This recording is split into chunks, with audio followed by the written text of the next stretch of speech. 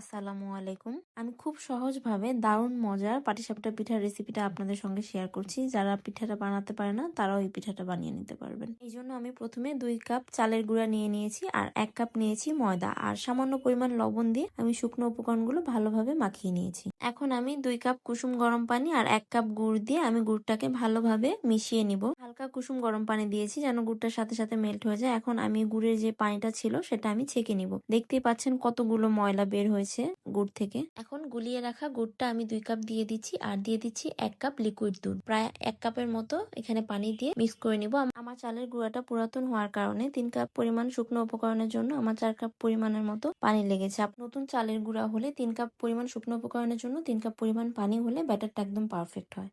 এ পর্যায়ে ব্যাটারটা একটু পাতলা রাখতে হবে। আধা ঘন্টা রেস্টে রাখার পর ব্যাটারটা আরেকটু ঘন হয়ে যাবে। ব্যাটারটা আধা ঘন্টা রেস্টে রেখে আমি পাটিসাপটার ভেতরের খিরসাটা বানিয়ে নিব। এই জন্য একটি প্যানে 1 কেজি দুধ নিয়ে নিয়েছি। একটা দারুচিনি, এলাচ, তেজপাতা দিয়ে দুধটা জাল করে ঘন করে অর্ধেক করে নিয়েছি। এবার দিয়ে দিব 3 চা চামচ সুজি। সুজিটা দিয়ে ভালোভাবে আমি দুধের সঙ্গে মিশিয়ে নিব। নিয়ে সুজিটা যখন ফুটে যাবে তখন আমি এখানে দিয়ে দিব 6 চা চামচ চিনি। চিনির পরিমাণটা আপনারা কম বেশি করে নিতে পারেন। এটা ডিপেন্ড করে আপনাদের মিষ্টিটা কেমন খান তার উপর। এবার দিয়ে দিব 4 চা চামচ গুঁড়া দুধ। এই খিরসাটা যে খেতে এতই ভালো লাগে, আমার বর তো পিঠা বানানোর আগে এই খিরসাটা খেয়ে ফেলে অর্ধেক। এই পর্যায়ে আমি দারুচিনি, এলাচ আর তেজপাতাগুলো উঠিয়ে ফেলবো যেন পিঠা খাওয়ার সময় মুখের ভেতরে এগুলো না পড়ে। খিরসাটা যখন এমন ঘন হয়ে আসবে তখন আমি 1 চা চামচ ঘি দিয়ে ভালোভাবে নাড়াচাড়া করে খিরসাটাকে নামিয়ে ফেলবো। এখন আমি পিঠা বানানোর আগে ব্যাটারটা আবার ভালোভাবে একটু গুলিয়ে নিব। এখন একটা প্যানে সামান্য ঘি দিয়ে দিব। ঘিটা মেল্ট হয়ে গেলে আমি ব্যাটার থেকে 1 ডাব্বু ব্যাটার নিয়ে এই প্যানের উপর দিয়ে দিব। 1 ডাব্বুর থেকে একটু বেশি পরিমাণ ব্যাটার নিয়ে আমি দিয়ে এভাবে ঘুরিয়ে ঘুরিয়ে ব্যাটারটাকে সুন্দরভাবে গোল করে নিয়ে ঢাকনা দিয়ে ঢেকে কয়েক সেকেন্ডের মতো রেখে দিলেই হবে। তারপর ঢাকনাটা তুলে আমি খিরসাটা এভাবে দিয়ে দিব। দিয়ে দেখতেই পাচ্ছেন আমি কিভাবে পাটিসাপটাটাকে ভালোভাবে ফোল্ড করে নিয়েছি। এই পিঠাটা বানানো খুবই সহজ।